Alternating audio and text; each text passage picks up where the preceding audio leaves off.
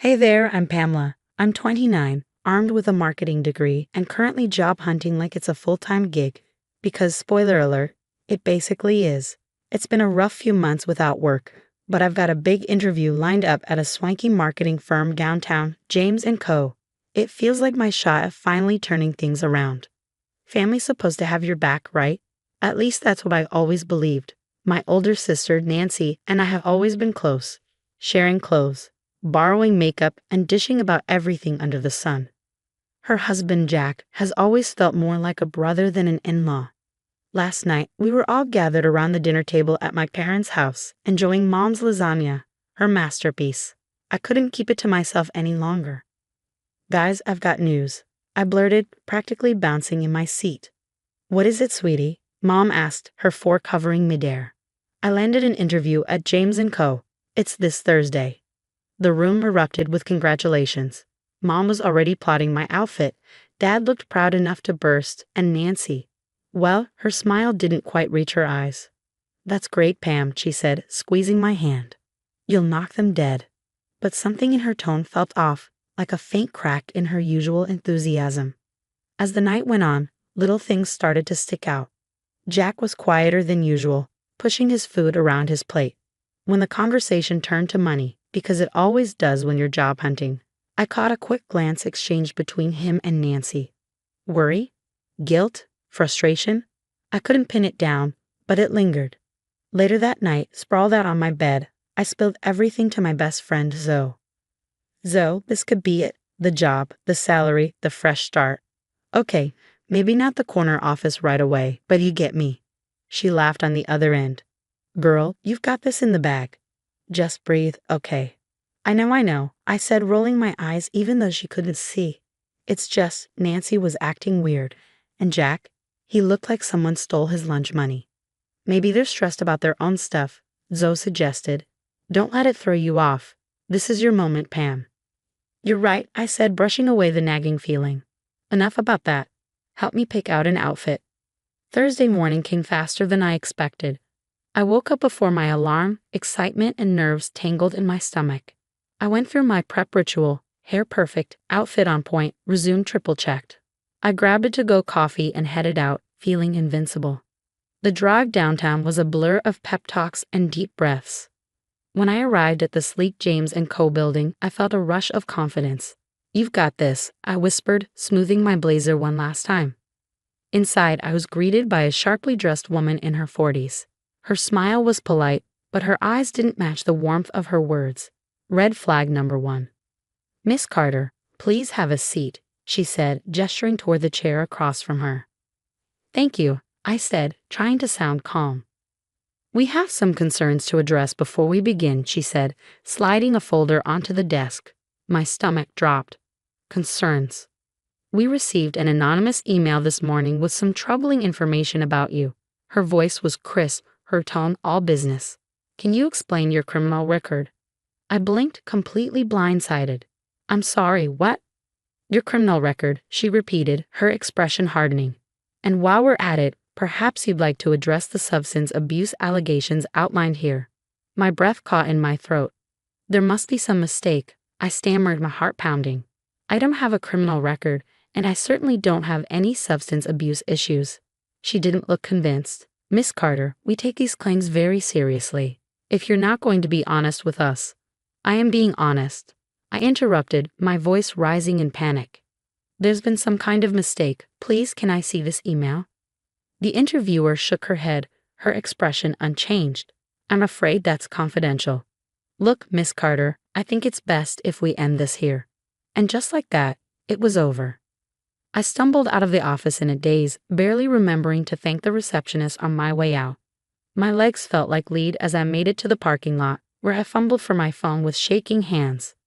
Zoe, I choked up as soon as she picked up. It was a disaster. A complete and utter disaster. Pam, slow down. What happened? I spilled everything, my words tumbling out in a frantic rush. Zoe stayed quiet, letting me unload the nightmare of an interview. Okay, she said once I ran out of steam. Let's think about this logically. Someone's clearly set you up. But who and why? My mind raced, flipping through possibilities. Who would go out of their way to sabotage me like this? I don't know, Zoe, I whispered, voice cracking. I just don't know. All right, here's the plan, Zoe said, slipping into problem-solving mode. You're coming over to my place. I'll grab some ice cream, you grab some wine, and we'll figure this out. There's got to be a trail, emails, phone calls, something. Her confidence steadied me. Yeah, okay, thanks, Zoe. I don't know what I'd do without you. Later that night, Zoe and I went into full detective mode. Armed with rocky road and sheer determination, we started digging. And what we found made my stomach churn. First, my email. Someone had hacked into it, reading my messages, sending sketchy ones. The violation felt personal, invasive, like someone rooting through my diary. This is next-level creep stuff, I muttered, scrolling through my sent folder. Then Zoe froze. Oh, Pam. Since when do you have a Facebook page called Pamela's Wild Nights? I nearly choked on my wine. I don't.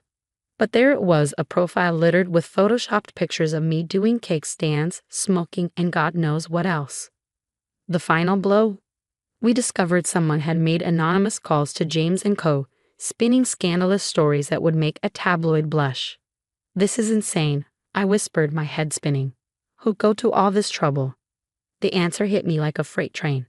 No, it couldn't be. But the more I thought about it, the more it clicked. Nancy's weird behavior at dinner. Her hollow congratulations. Jack's unease. The next day, I confronted her.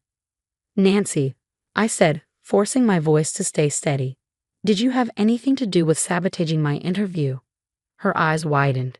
What? Pam, how could you even think that? Her voice hit that high-pitched note it always did when she was lying. The same one she used in high school when she denied stealing my favorite lip gloss. I wasn't buying it, but I needed proof. Enter Ryan, my tech-savvy cousin. Leave it to me, he said, cracking his knuckles like a hacker in a spy movie. 2 days later, Ryan called me over. You're not going to like this, Pam. He showed me the digital breadcrumbs, emails, fake profiles, and anonymous calls, all leading back to Nancy's devices. But why? I asked, my voice barely a whisper. Ryan shrugged, looking grim. That's something you'll have to ask her. Later that night, I got my answer. Jack's raised voice carried through the phone as I passed their living room window. Words like payments and deadlines caught my ear. It hit me all at once. Jack had a gambling problem. They were drowning in debt. Suddenly, Nancy's actions made a twisted kind of sense. She wasn't just jealous or spiteful. She was desperate. If I got the job, my success would only highlight their struggles. And in her fear, she'd chosen to sabotage me. I felt sick. My own sister, the person I'd shared everything with, had betrayed me to protect her own crumbling life. What are you going to do? Ryan asked when I told him. I took a deep breath, anger and determination mixing in my chest. I'm going to confront her. And this time, she's not going to squirm out of it. As I drove to Nancy's house, my thoughts raced. How could she do this? Could we ever move past it? One thing was certain, nothing would ever be the same again. I was done being a victim. It was time to take control of my life, my future, and my narrative. No one, not even my own sister, was going to stand in my way anymore. When I stormed into Nancy's house, my blood was boiling. She sat there, trying to act calm and innocent, but I wasn't buying it. Cut the crap, Nancy, I snapped, slamming the folder of evidence onto her coffee table. I know what you did. Her face went pale. Liv, I don't know what you're talking about. Save it. I interrupted, pointing to the damning documents Ryan had uncovered. The hacked emails, the fake profiles, the anonymous calls to James and Company. It was all you, explained Des. Nancy's eyes darted around, desperate for an escape. That's when Jack walked into the room, his brow furrowed in confusion. What's going on? He asked, looking between us. I turned to him, my voice trembling with fury. Your wife sabotaged my job interview. She's been actively trying to ruin my life. Jack's jaw dropped, and he looked at Nancy, who was now on the verge of tears. Is this true? And just like that, the dam broke. Nancy started sobbing, her words tumbling out in broken gasps. I'm sorry. We're in so much trouble, Jack. The debts, the gambling. I couldn't stand the thought of Liv being successful while we're falling apart. Jack's face hardened, his shock giving way to anger. So you tried to drag her down with us? Nancy, what the hell? I stood there, shaking with a mix of rage and heartbreak.